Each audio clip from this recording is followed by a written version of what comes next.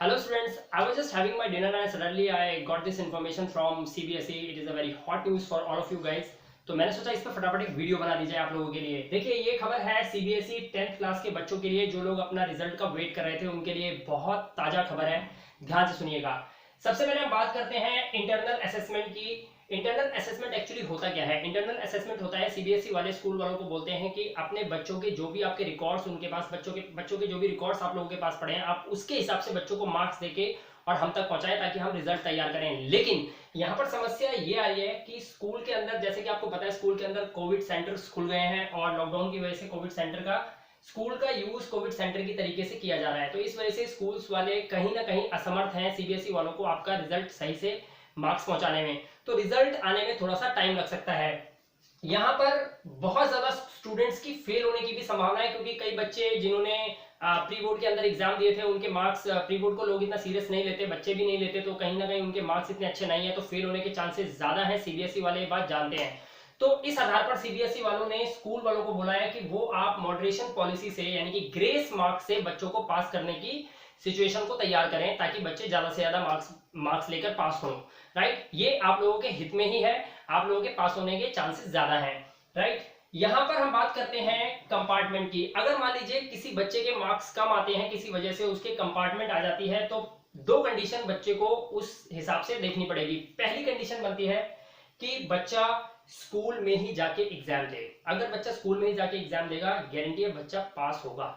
Right, दूसरी condition बनती है कि अगर स्कूल में एग्जाम नहीं दे पाते हैं या नहीं ले पाते हैं किसी तरह से टीचर्स, तो फिर सीबीएसई वाले ही अपने सेंटर पे बुला के बच्चे का किसी न किसी तरीके से टेस्ट लेंगे। ये बात अभी खुलकर सामने नहीं आई है। राइट, अब बात करते हैं दूसरी रिजल्ट की। देखिए आप लोगों को पता होगा सीबीएसई के 10th क्लास के सभी बच्चे सुन रहे हैं कि आप लोगों का रिजल्ट आना था 20 जून को, यानी कि 20 जून को रिजल्ट आना था। लेकिन स्कूल, जैसा कि फिर वही बात मैंने आपको बताया, स्कूल में आपको पता है कोविड सेंटर्स बन गए हैं और लॉकडाउन की सिचुएशन है जिस हिसाब से, तो जो स्कूल्स में ये सब सिचुएशन बन गई है तो स्कूल वाले कहीं ना कहीं अनकंफर्टेबल थे और उन्होंने सीबीएसई वालों को आपके टोटल मार्क्स बनाकर नहीं भेजे या वो भेज नहीं पाए, सिचुएशन ऐसी बन गई। इस आधार पर सीबीएसई वालों ने सभी स्कूल से मांग की है कि वो सभी बच्चों के रिजल्ट, उनके मार्क्स वगैरह बनाकर हम तक पहुंचा दें करीब करीब 30 जून तक।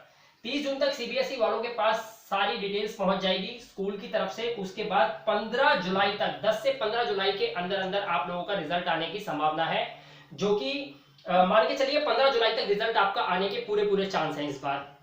तो 10th क्लास सीबीएसई वाले ध्यान से सुने कि उनका रिजल्ट 15 जुलाई के आसपास ही आएगा, 15 जुलाई तक ही आ जाना चाहिए। राइट, तीसरी यहां पर इंपॉर्टेंट बात है मार्क्स की। अब मैं आपको यह बताना चाहता हूं कि जिन बच्चों को मार्क्स को लेकर प्रॉब्लम है कि मार्क्स हमारे किस तरीके से चढ़ेंगे, मार्क्स कितने आएंगे, हमें ग्रेड तो नहीं दी जाएगी या किस तरीके से हम पास होंगे, तो मैं उसके बारे में थोड़ा सा बता देता हूं।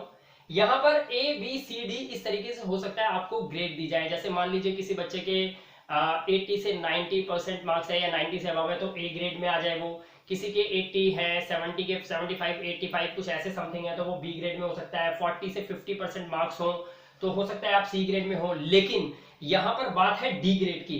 डी ग्रेड के वो बच्चे हैं जिन बच्चों के किसी वजह से या उनके एग्जाम्स लगा लो, जो उनके प्री बोर्ड एग्जाम्स हुए थे उसमें उन्होंने अच्छे मार्क्स नहीं लिए, उन्होंने सीरियस नहीं लिया और उनके प्री बोर्ड के अंदर एग्जाम 0 से 5 या 5 से 10 के आसपास रहे हों, ऐसे बच्चों को डी ग्रेड दी जाएगी जो बच्चे फेल होंगे।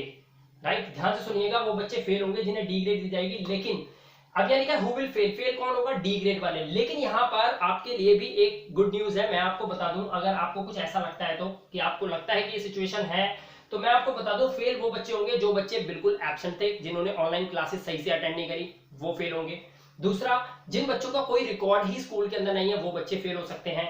बच्चा स्कूल क्लास अटेंड करता था किसी कारणवश, लेकिन हो सकता है स्कूल में कोई रिकॉर्ड ना पहुंचा हो तो वो बच्चे अपने स्कूल में अपनी टीचर से संपर्क करें, हो सकता है वो बच्चे जिनका रिकॉर्ड ना हो वो बच्चे फेल हो सकते हैं। राइट, और सबसे बड़ी बात यहां पर निकल कर ये आ रही है कि 10% स्टूडेंट्स कम से कम होंगे ऐसे, 8 से 10% जो बच्चे इस बार फेल होंगे। ये वही बच्चे होंगे जिनके एब्सेंट ज्यादा होंगी या जिन बच्चों का कोई रिकॉर्ड स्कूल के पास नहीं होगा। अदरवाइज मैं यही कहूंगा कि जो बच्चे डी ग्रेड में भी है, यानी कि जिन बच्चों के मार्क्स टोटल असेसमेंट यानी कि इंटरनल असेसमेंट लगाने के बाद भी जिन बच्चों के मार्क्स उतने नहीं बन पा रहे कि उन्हें पास किया जाए, तो उन्हें मॉडरेशन पॉलिसी के हिसाब से पास कर दिया जाएगा। राइट, तो आप लोग बिल्कुल निश्चिंत रहिए, अगर आपने थोड़ी भी मेहनत की है तो आप लोग जरूर पास होंगे। यहां पर चौथी या फोर्थ इंफॉर्मेशन जो है वो है अनसेटिस्फाइड स्टूडेंट्स, यानी कि अगर मान लीजिए किसी वजह से आपको लगता है कि आपके मार्क्स 90% होने चाहिए थे लेकिन आए 75 या 60% आए, कुछ ऐसा है, ये जो बच्चे फेल हो चुके हैं वो चाहते हैं कि वो दोबारा एग्जाम दें, वो सीबीएसई के इस फैसले से खुश नहीं है, तो उन बच्चों के लिए भी एक यहाँ पर निर्धारित की गई है, एक लाइन निर्धारित की गई है, वो ये है कि अगर आप सीबीएसई के द्वारा दिए गए मार्क्स के अगेंस्ट खड़े हो जाते हैं तो यहां पर भी आपका साथ सीबीएसई देगा। उसमें आपको क्या करना है, उसमें उन बच्चों को कंपार्टमेंट में नहीं काउंट किया जाएगा। हाँ, बस ये कहा जाएगा उन बच्चों को कि वो सीबीएसई जाकर वो इन एग्जाम्स को दोबारा देने की अनुमति ले और एग्जाम्स दोबारा दे। राइट, यानी कि कहने का मतलब साफ साफ है कि बच्चे फेल नहीं होंगे। 92% रिजल्ट्स आपके इस बार पॉजिटिव आने वाले हैं सीबीएसई 10th क्लास के बच्चों के लिए।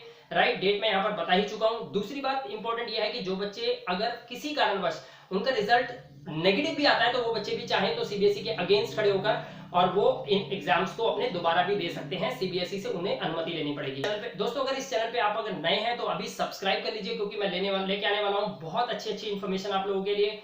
तब तक के लिए अपना ध्यान रखिए, सुरक्षित रहिए। Thank you very much, have a good day.